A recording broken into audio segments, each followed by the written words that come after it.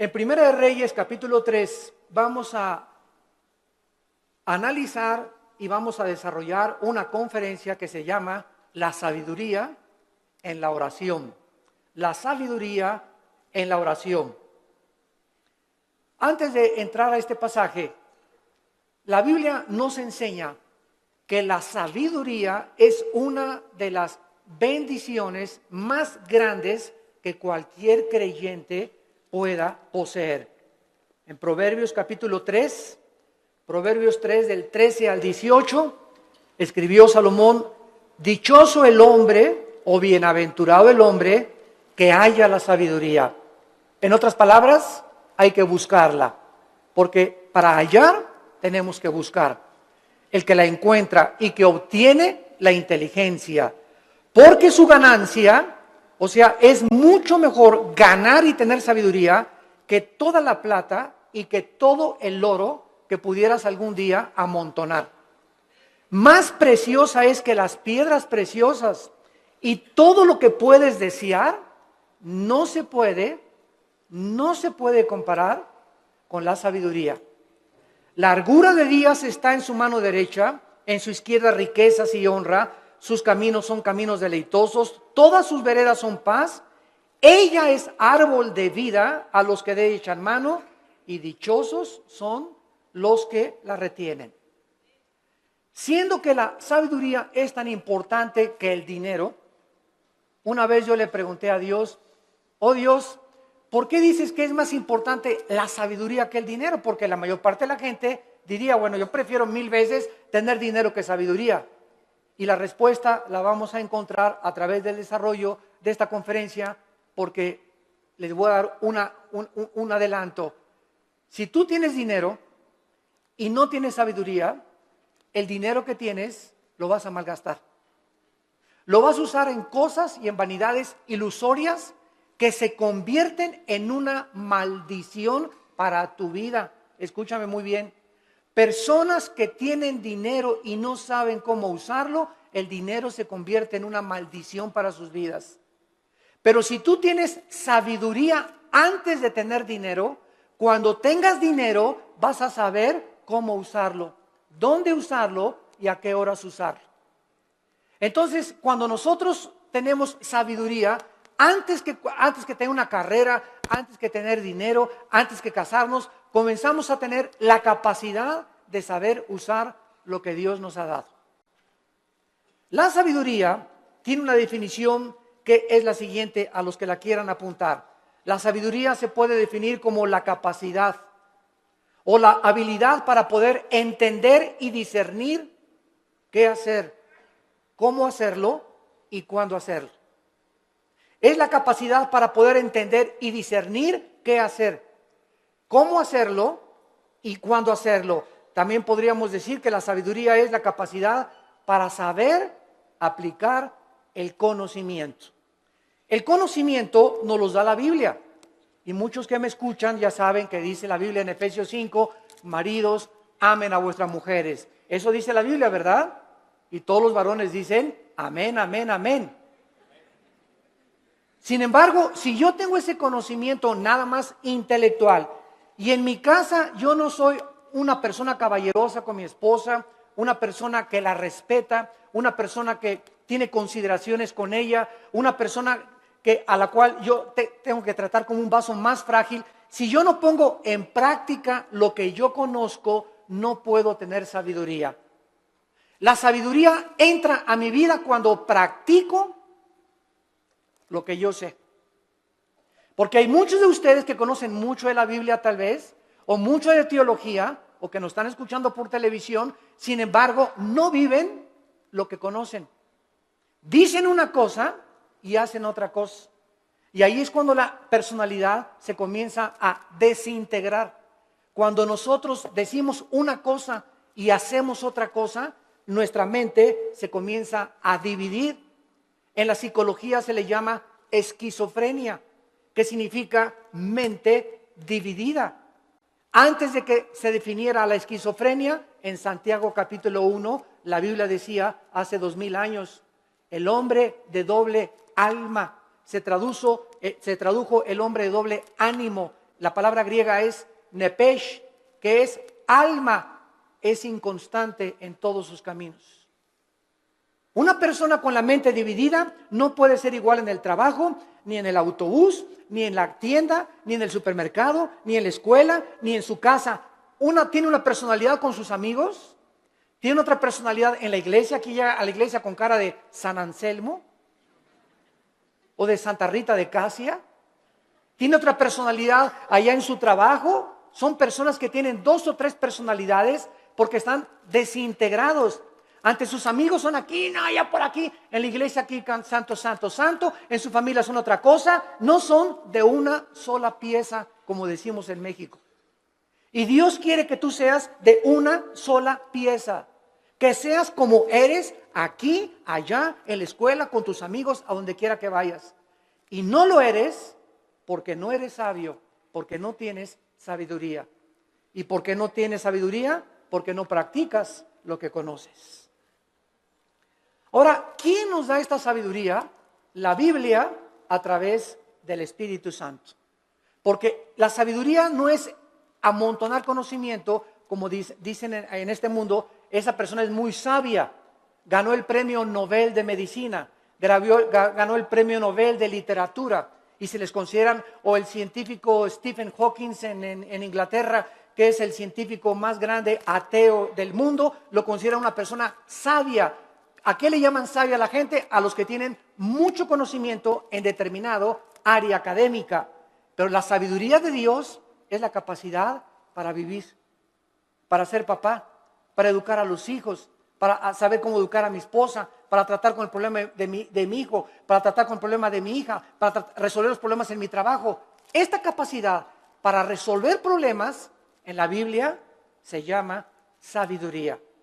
Porque hay mucha gente muy inteligente, con mucho conocimiento, sin que sepa cómo vivir. La persona que posee la sabiduría sabe distinguir entre el bien y entre el mal. Manifiesta una conducta responsable, sabe cómo actuar en diversas circunstancias, sabe cómo vestirse en diferentes circunstancias, sabe cómo usar el dinero y sabe cómo dirigir o gobernar una nación, una familia, una empresa y una iglesia. La sabiduría le da la capacidad a los gobernantes de tener un rumbo adecuado en la nación. ¿Qué es lo que vemos ahorita en el mundo? Un mundo de naciones, más de 200 naciones, con gobernantes, la mayoría sin sabiduría. La mayor parte de ellos ya, ¿verdad?, con problemas mentales muy fuertes, posicionados solamente en gobernar, en controlar el pueblo, en controlar a las masas, sin poder ellos beneficiar al pueblo, porque nunca descubrieron que el gobierno es para bendecir a los demás y no a su propio imperio. En Job, el libro de Job, capítulo 28, versículo 28, dice la Biblia: he aquí el temor del Señor es la sabiduría y el apartarse del mal la inteligencia. ¿Qué es lo que hace a una persona sabia? Temer a Dios. ¿Qué significa temer a Dios? ¿Tenerle miedo? No.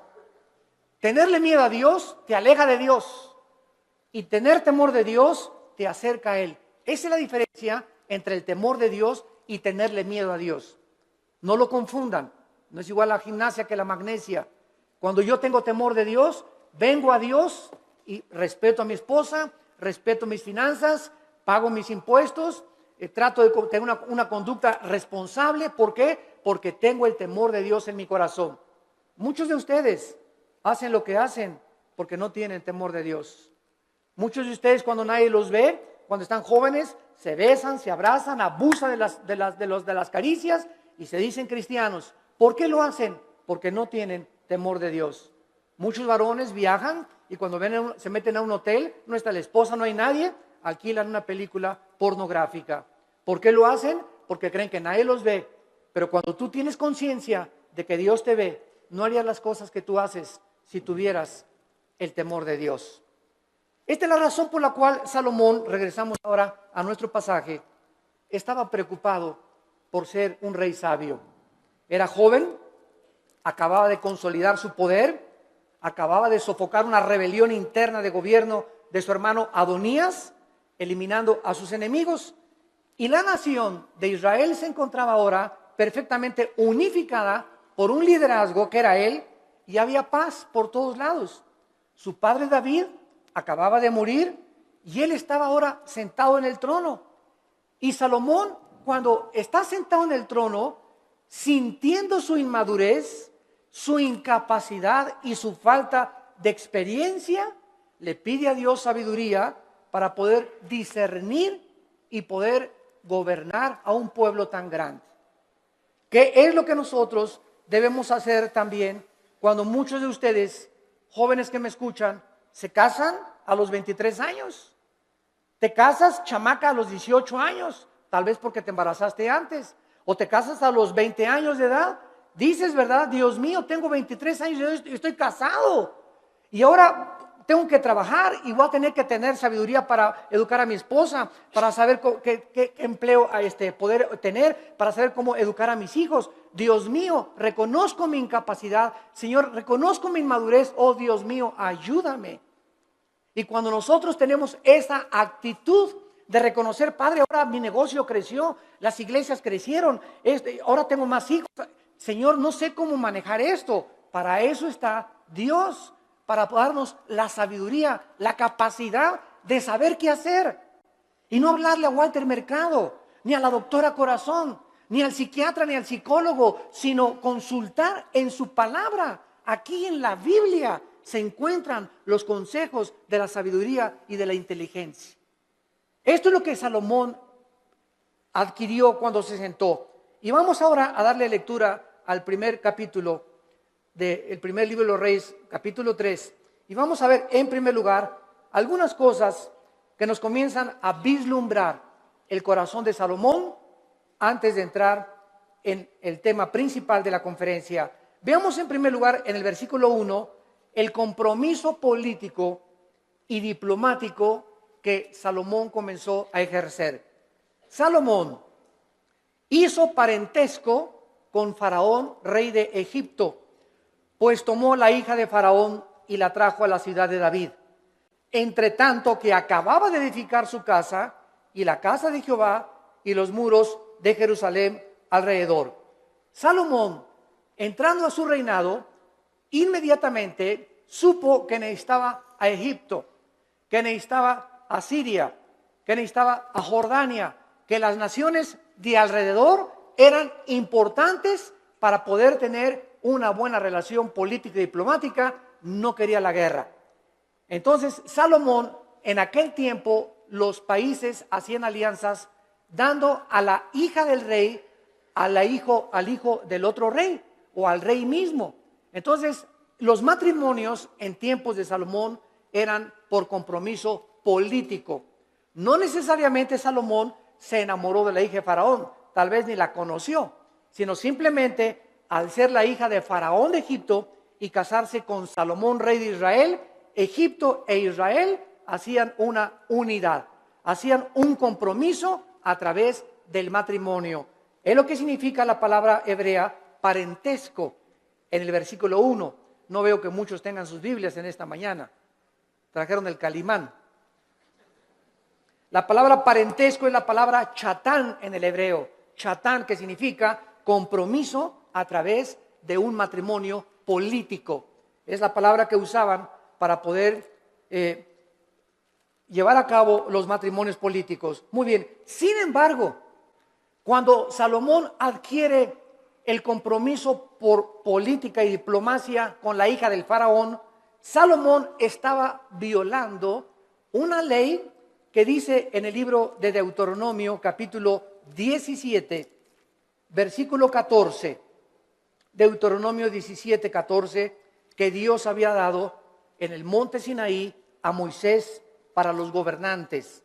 Dice Deuteronomio 17, versículo 14, cuando hayas entrado en la tierra que Jehová tu Dios te da, y tomes posesión de ella y la habites, y digas, pondré un rey sobre mí, como todas las naciones que están en mis alrededores, ciertamente pondrás por rey sobre ti al que Jehová Dios escogiere.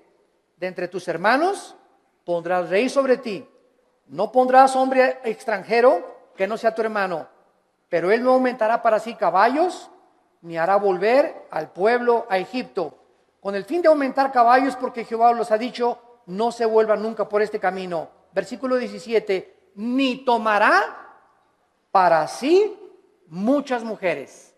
Dios siempre estuvo en contra, ¿verdad?, de la poligamia, siempre, siempre.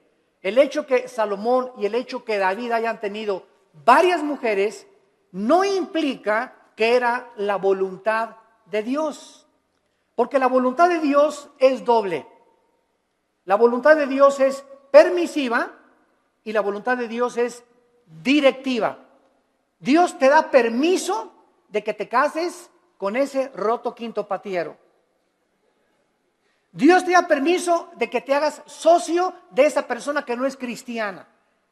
Pero no significa que al permitirte Dios que hagas lo que hagas, no significa que era su voluntad que te casaras con ese muchacho o con esa muchacha, porque lo hiciste encaprichado en hacer algo y Dios nos deja que nosotros recojamos las consecuencias de lo que hemos arado y de lo que hemos sembrado.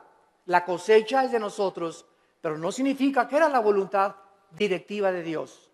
La voluntad directiva de Dios es: yo tengo para ti una mujer que te va a ser fiel, que va a ser la mujer de tus hijos. Espera el tiempo en que yo te la traiga. Si tú te impacientas, te casas con la equivocada y te va como infierno. Y después cuando te cases, pues es que Dios, si hubiera querido, hubiera impedido que me casara con Chencho. ¿Sabes una cosa? Dios te dejó que te casaras con Chencho y claro que lo podía impedir, pero si lo hubiera impedido, hubiera violado tu libertad, el libre albedrío. Y ya no seríamos, ¿verdad?, personas, agentes morales, seríamos robots y seríamos títeres de un Dios que Él hace lo que Él quiere. Y Él nos ha dado el libre albedrío para que seamos responsables de las decisiones y las consecuencias que las decisiones que hagamos vamos a recoger.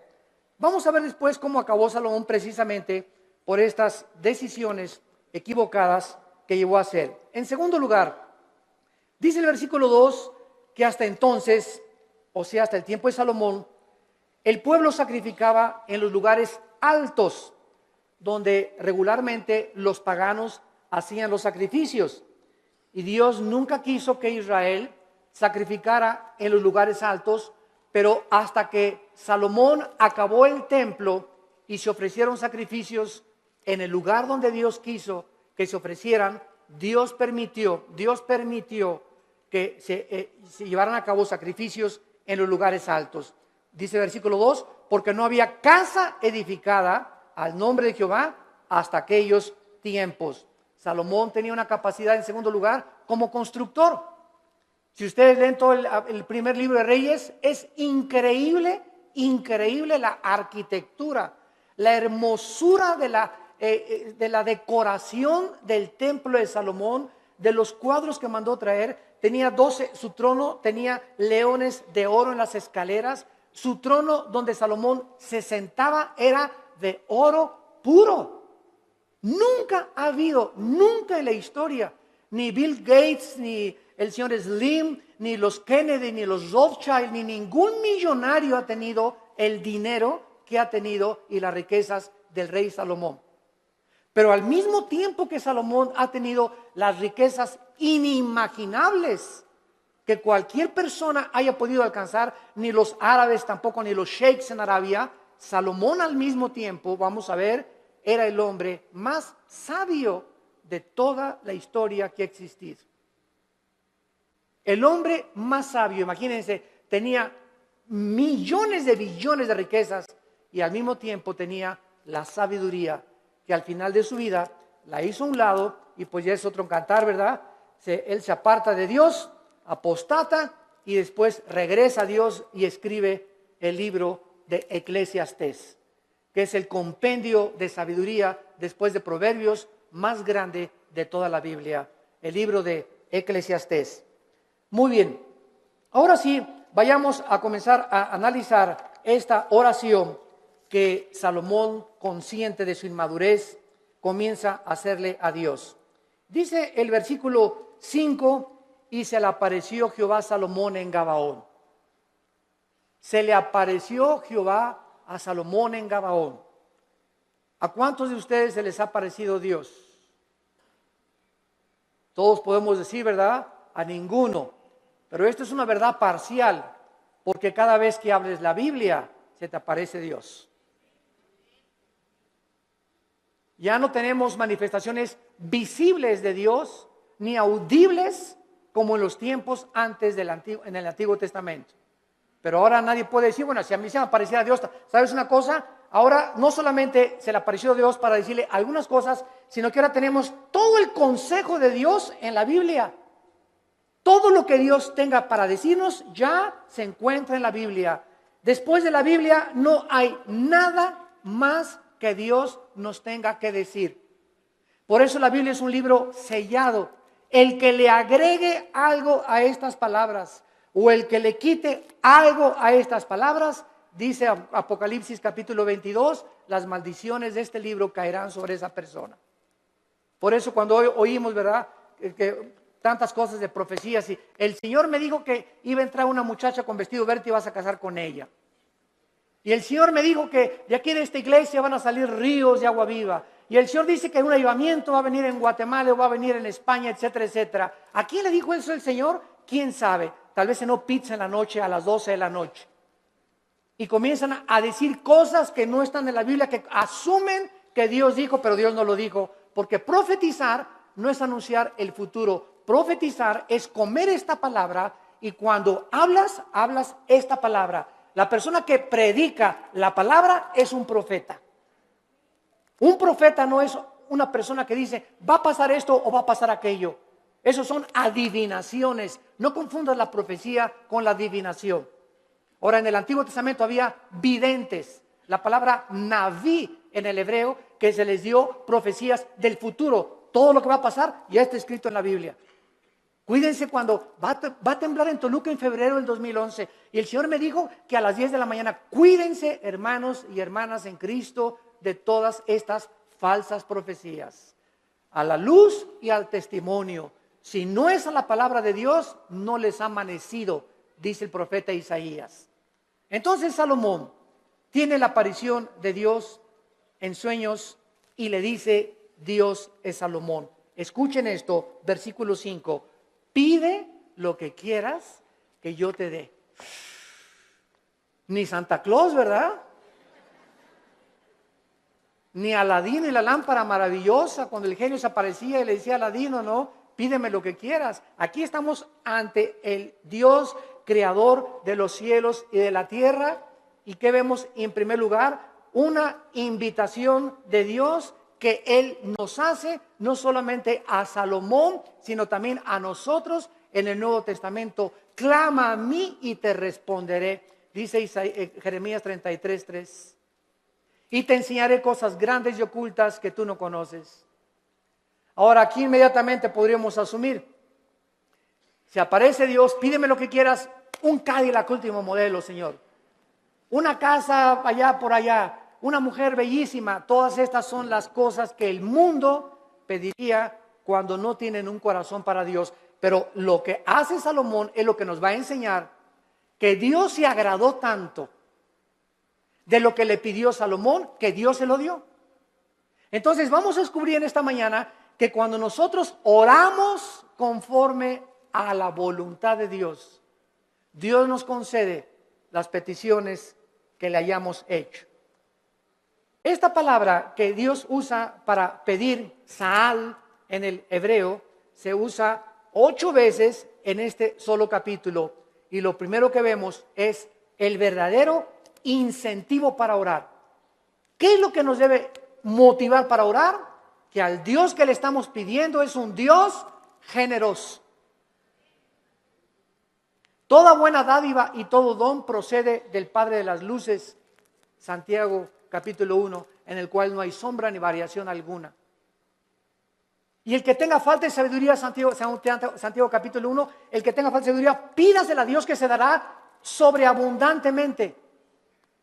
Efesios 3:20, y aquel que es poderoso para hacer todas las cosas mucho más abundantemente de lo que le pedimos o ni siquiera nos imaginamos, según el poder que actúa en nosotros. Esto es muy importante Porque mucha gente, yo he conocido que dicen, ay Señor, Señor, por favor, y creen que Dios está por allá lejísimos, ¿verdad? Y te pido, Señor, y gritan y se tiran y se revuelcan en el piso, etcétera, etcétera, y lloran. Y dice Efesios 3:20 que lo que le pedimos a Dios lo responde de acuerdo al poder que está afuera o adentro. ¿Perdón? Según el poder que actúa dentro de nosotros. Entonces, dentro de nosotros está el Espíritu Santo. Y yo solo tengo que hincarme en el secreto de mi oración y entrar en comunión con Dios. Y Él me está oyendo, Él está dentro de mí. Y no tengo que buscar manifestaciones de Dios externas porque el poder está dentro de mí. Y dentro de mí, si el Espíritu Santo yo tengo una relación de compañerismo con Él y camino en santidad con Dios, lo que Dios me pone dentro de mí, me lo va a dar. Porque Dios se agrada cuando le pedimos conforme a su voluntad. Aunque nosotros no somos reyes ni gobernantes como Salomón, con el mismo nivel de responsabilidad que tenía Salomón, ¿acaso no es al mismo Dios que al que se acercaba Salomón en el Antiguo Testamento en oración? En Primera de Juan, capítulo 5, en el Nuevo Testamento, Primera de Juan, capítulo 5, versículo 14 y 15, dice la Biblia, y esta es la confianza que tenemos en Él. Cuando comenzamos a orar, si no hay esa confianza en ti, no ores. Porque el que se acerca a Dios es necesario que crea que Dios existe. Esta es la confianza que tenemos en Él, que si pedimos alguna cosa conforme a su voluntad, conforme a lo que Dios quiere para nuestra vida, Él nos oye. Si yo tengo un niño de 10 años y me dice, papá, cómprame un BMW, ¿se lo voy a comprar? Ay, papá, no me quieres porque no me compras un reloj Rolex de oro. Chamaco de 15 años, pirruris. ¿Por qué no se lo doy? Porque no es que yo no ame a mi hijo, claro que lo amo a mi hijo. Pero no se lo doy porque no puede él todavía llevar tantas alhajas en su cuerpo, ni tener un coche último modelo a los 15 años, porque le hago un mal más que un bien. Ahora, si él comienza a conocer, si mi hijo tuviera la sabiduría a los 10 o 15 años de conocer que él no tiene la madurez para poder usar las cosas que él quisiera, no me pediría eso. Entonces me diría, papá, dame un reloj conforme a lo que tú crees que debo de usar. Dame un coche, conforme el coche que tú quieras, dámelo. Ya no le pediría un Cadillac, sino, Señor, lo que tú me quieras dar. Entonces, es importante que nosotros sepamos cuál es la voluntad de Dios para nuestras vidas. ¿Y cómo la puedes saber? Leyendo la Biblia. ¿La lees diario? ¿La memorizas diario? Este año, si te pasara aquí al frente, a ver, pásala aquí, Pancho Pancholín. ¿Cuántos versículos ahorita, dinos de memoria a toda la iglesia, o cuántos capítulos de la Biblia memorizaste en el año 2010? ¿Te sabes el Salmo 23 de Perdis? ¿Te sabes de Perdis el Salmo 91? ¿O nada más sabes Juan 3:16? De tal manera amó Dios al mundo que dio su Hijo unigénito. ¿Cuántos versículos memorizas a la semana? Si tú no memorizas la palabra de Dios no la puedes guardar en tu mente. Si no la guardas, no la puedes meditar. No puedes pensar en ella, murmurarla, reflexionar en ella, ponderar en ella, porque necesitamos memorizarla, masticarla, asimilarla y guardarla en nuestro corazón. Y ahí se queda, y largura de días y años de vida y paz te aumentarán, y la sabiduría comenzará a manifestarse en tu vida. Hermanos, el cristianismo no venía aquí solamente el domingo, de 9:30 a 11 de la mañana, o de 12 a 3 o al servicio a la iglesia que tú vayas. El cristianismo es creer lo que Dios dice. Josué de día y de noche medita en este libro de la ley, le dijo Dios en Josué 1:8 y 9, para que prosperes. Ay, hermano, no salgo de perico perro. Y en el 2010 no me alcanzó ni para la colegiatura, no tengo ni para el aguinaldo, no tengo esto, no tengo aquello. Y Dios te pregunta, ¿y por qué si tienes un padre millonario? Es como el que estaba sentado ahí en la banqueta sin zapatos y con un taquito y nada más así. Y llega una persona, ¿y quién eres tú? soy hijo soy hijo del rey de Inglaterra. ¿Y por qué estás ahí sentado en la banqueta? Y traía el muchacho una chequera aquí. Pues porque no creo que mi papá me vaya a lo que me tenga. Mira, la chequera la tienes en blanco y tu papá te dio la chequera en blanco para que pongas la cantidad de los cheques que tú quieras. No tienes por qué estar como un limosnero pidiendo en la calle. Y la chequera es la Biblia. Tenemos la chequera de Dios para que la guardemos aquí en nuestro corazón y no andemos ahí mendigando ni causando lástimas. Tenemos un Padre que nos quiere dar todo, pero ¿por qué no nos los da? Porque le pedimos conforme a nuestros gustos. Le pedimos cuando lo necesitamos, cuando tenemos una tragedia, cuando viene un problema moral, cuando nos enfermamos, cuando estamos en el hospital. Señor, ayúdame. Señor, te pido, mi hija se fue a mi casa. Ayúdame con este negocio y ya no tengo dinero y no me alcanza. Pero los días anteriores, los meses anteriores, ¿has tenido compañerismo con Él?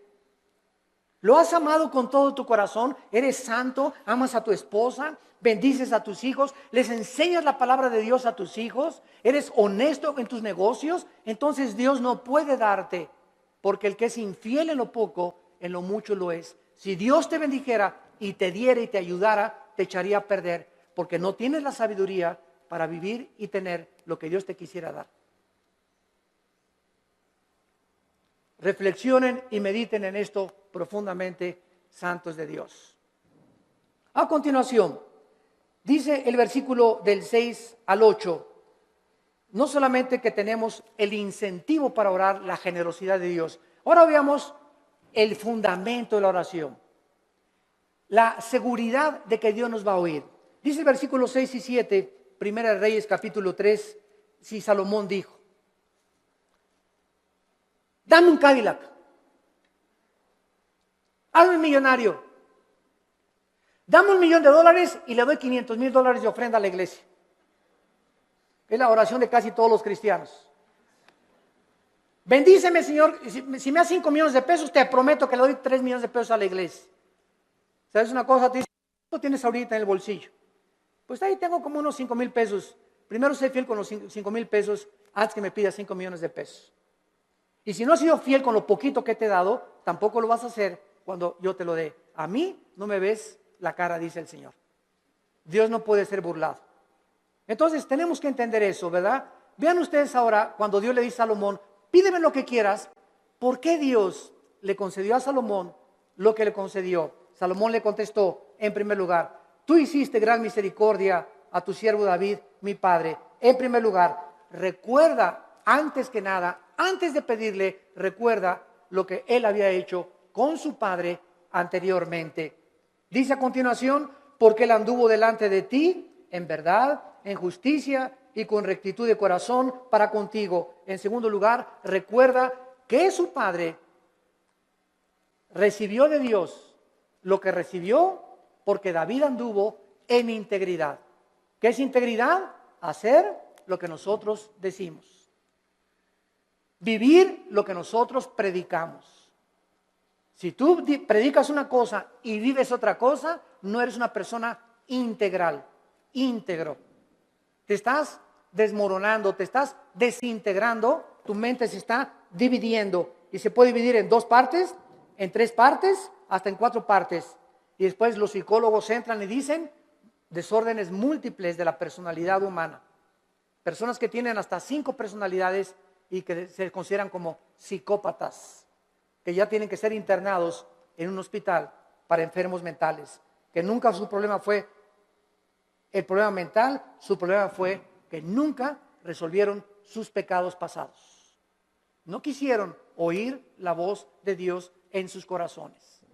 En tercer lugar, dice David, y tú le has reservado esta tu gran misericordia en que le diste hijo que se sentase en su trono como sea en este día. Salomón, antes de pedirle nada a Dios, recuerda que el hecho de que él esté sentado donde él está sentado como rey, no es porque él lo mereciera. Era inmaduro, no había hecho nada para Dios, estaba construyendo apenas el templo, sino que Salomón dice, yo estoy como estoy y yo estoy como rey de Israel porque tú hiciste un pacto con mi papá. Y por la misericordia que le tuviste a mi papá, yo estoy sentado aquí. Yo no merezco estar sentado aquí. Lo estoy por causa de la misericordia que tú tuviste para con mi Padre. Y esto es algo muy importante porque muchos de ustedes están donde están por las oraciones de tu mamá, por las oraciones de tu padre, tal vez las oraciones de tu abuelo que tú no llegaste a conocer, pero Dios nos ha prometido, la generación de los justos será bendita. La generación de los justos será bendita y sus hijos heredarán la tierra. Salmo 112, 1 y 2. ¿Qué significa esto? Que aunque tengamos nosotros todavía hijos que vemos que no vienen al camino, yo conozco muchos grandes hombres de Dios, muchos misioneros que murieron y sus hijos no eran cristianos y se salvaron después de que se murieron los papás, pero Dios cumplió su palabra. Entonces, el hecho que muramos y no alcancemos a ver a muchos de nosotros, a todos nuestros hijos salvos, no implica que Dios no va a cumplir su palabra. Dios va a cumplir su palabra y nuestros hijos son benditos. Y aunque ahorita pertenezcan muchos al diablo, Dios los va a arrebatar de sus garras. ¿Y sabes por qué? Por la misericordia que Él tiene con nosotros, sus padres, que caminamos con Él. Pero si tú no eres un padre que caminas con Dios, si tú no eres un padre fiel con Dios, si tú no caminas en santidad, estas promesas no pueden tener cumplimiento. La misericordia de Dios es sobre los que le temen y sobre de ellos hará conocer sus pactos.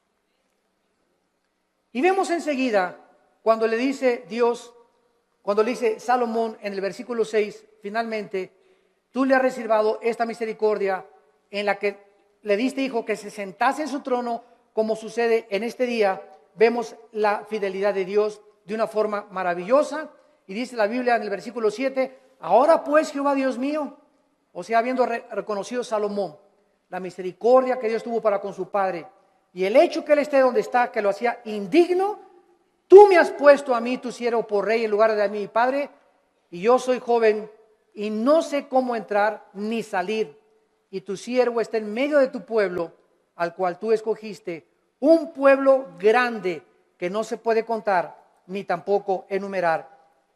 Salomón finalmente comienza a orar porque al recordar la misericordia con su padre, sabe que lo que Dios dice lo cumple. ¿Qué hace que nosotros oremos? La fidelidad de Dios. Dice en Efesios 3:20, y aquel que es poderoso para hacer las cosas mucho más abundantemente. Tú le pides a Dios algo, lo que Él te va a contestar es mucho más allá de lo que tú te imaginaste que te iba a contestar. Yo recuerdo, les conté hace algún tiempo, en 1977, 78, yo comencé a entrar al ministerio de tiempo completo.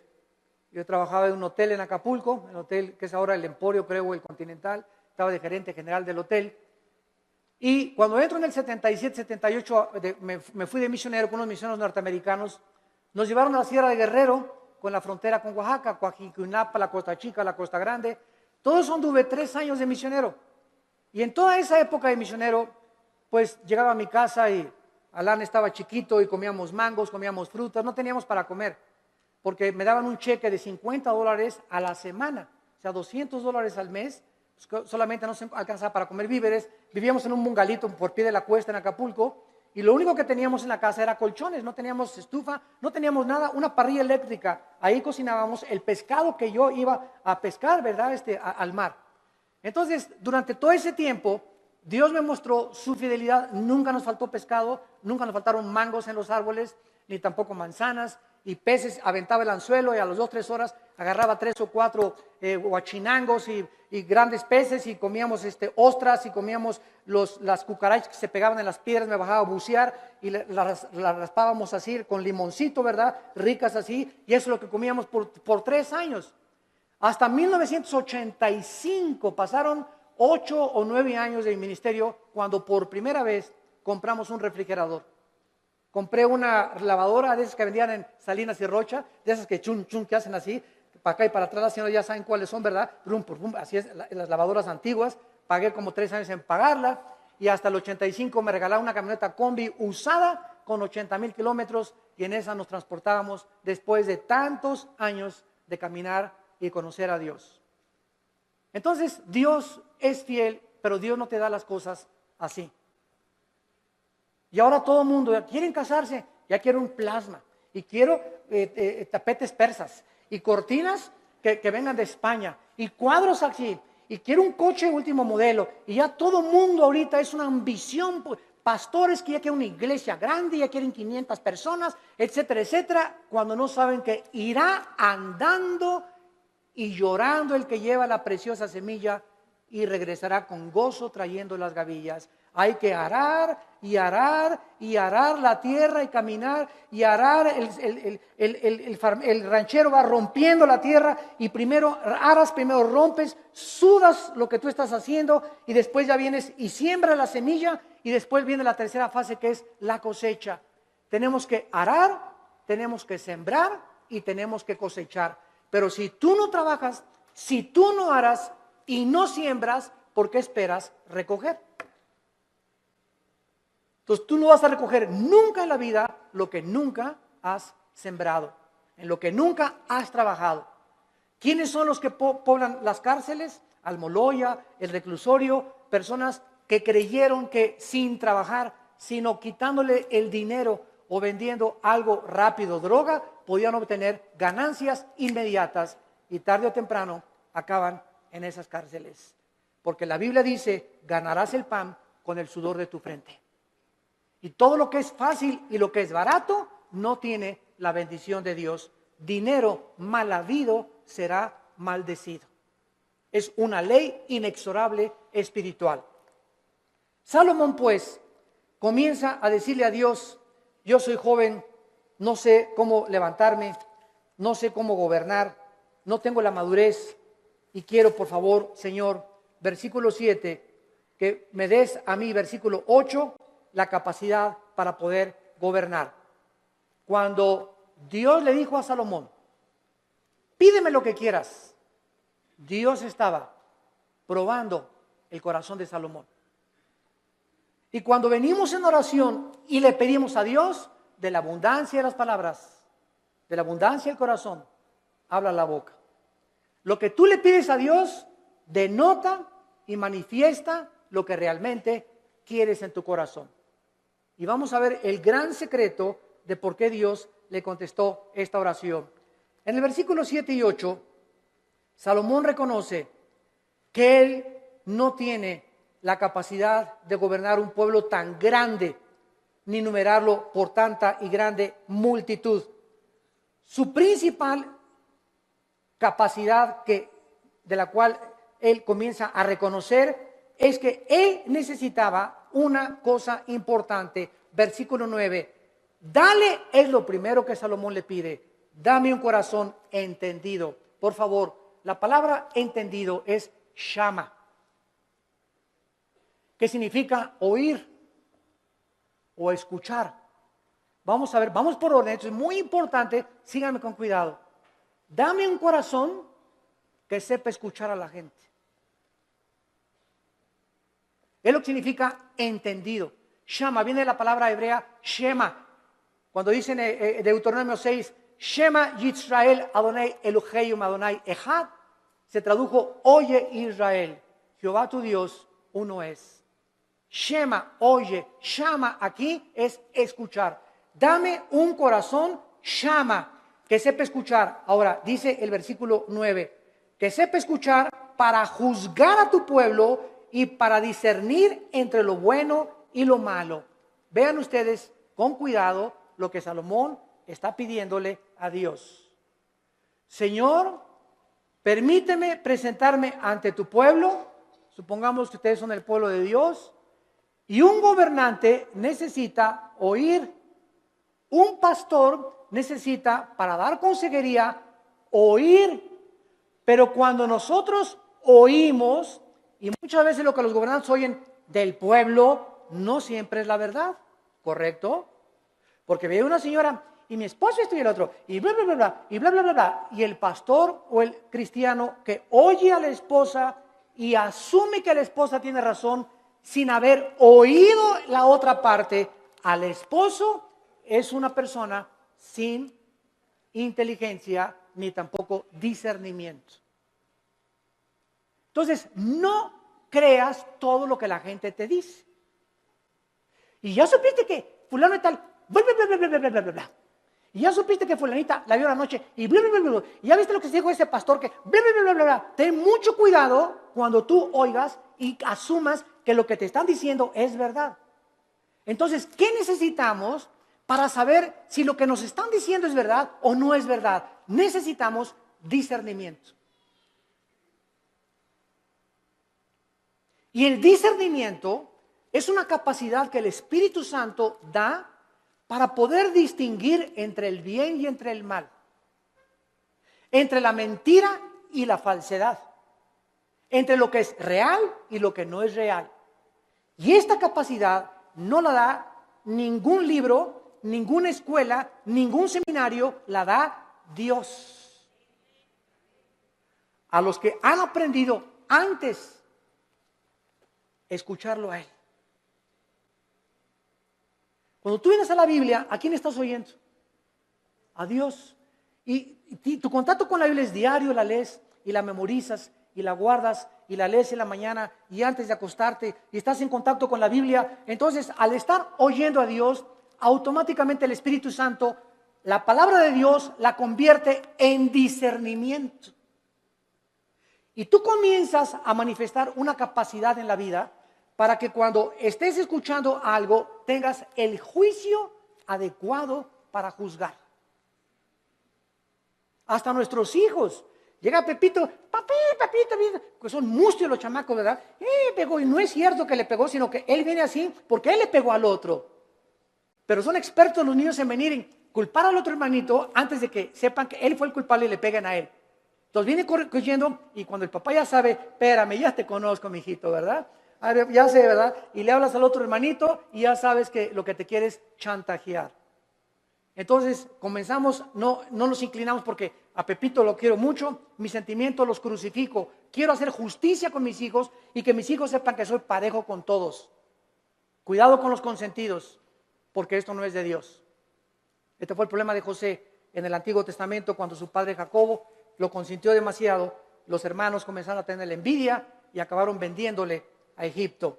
Entonces Salomón pide la capacidad de poder juzgar al pueblo. Vean ustedes, y aquí está el centro de toda nuestra conferencia, el motivo principal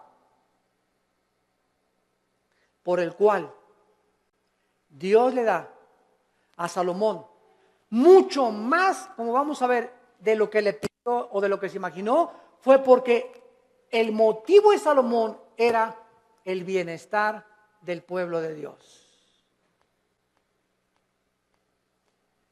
Mientras Dios vea que nosotros amamos a su pueblo, mientras Dios vea que tú amas a la gente, que tú amas a tus hermanos en Cristo, porque si no amas a tus hermanos en Cristo, ¿qué vas a acabar amando al vecino? Si entre nosotros no nos amamos, ¿cómo esperamos entonces atrevernos a pedirle algo a Dios? Si entre nosotros nos volteamos los cañones unos contra otros y nos atacamos unos a otros, y atacas a ese pastor, y atacas a ese hermano, y a ese coordinador, y ese decán, y ese seguridad afuera que me dijo que no me estacionara aquí, ¿y tú qué te crees que no sabes quién soy yo? Y tenemos esa actitud de siempre autoritarismo, y siempre soberbia, y siempre mis intereses, y yo, el rey del yo. ¿Cómo puedes entonces esperar tener sabiduría, inteligencia y discernimiento espiritual? Nunca lo tendrás. Porque Dios quiere que seamos humildes unos con otros, que nos perdonemos unos a otros, que nos aceptemos con todos nuestros defectos, unos a otros, que nos toleremos y nos aguantemos como Cristo nos perdonó y nos soportó en la cruz. Y si Dios me aguantó con todo el costal de barbaridades y de cochinadas y de pecados que yo traía y fueron puestos en la cruz, ahora me dice Dios, ve y tú haz lo mismo con los demás. Ama a mi pueblo, dice el Señor, porque por el amor que os tuviereis, el mundo sabrá que sois mis discípulos. Pero si estamos entre nosotros con celos y envidias y críticas y calumnias y maldiciones y esto y el otro y por aquí y por allá. Es un pueblo carnal. Son los que se van a quedar en el desierto. Nunca van a entrar a Canaán. Nunca tendrán la bendición. Nunca tendrán respuesta a sus oraciones porque nunca quisieron morir a sí mismos. Nunca tendrán sabiduría. Navegarán siempre por diferentes aguas, como veletas en la vida, llevados por todos vientos de doctrina. Nunca tendrán el timón en sus manos, su vida, su barco, nunca tendrá curso, siempre irá donde va el viento. Como veletas, como veleros, sin un motor, sin sabiduría, sin convicciones, porque nunca amaron al pueblo de Dios. Amados, amémonos unos a otros. En 1 Corintios, en el Nuevo Testamento, para terminar, capítulo 12. ¿Qué encontramos en Corintios 12, 13 y 14? 3 capítulos dedicados a los dones espirituales. El capítulo 12 pone el cimiento de los dones. El capítulo 14 explica qué son las lenguas. Y el capítulo 14 nos dice claramente, ¿verdad? El 14 nos dice que son las lenguas y el 13 nos dice qué es realmente lo que más le importa a Dios. El amor. Pero vean ustedes en 1 Corintios 12, versículo 4 al 7, la congruencia y la consistencia de la verdad de la Biblia. 1 Corintios 12, 4. Ahora bien, hay diversidad de dones, pero el Espíritu es el mismo.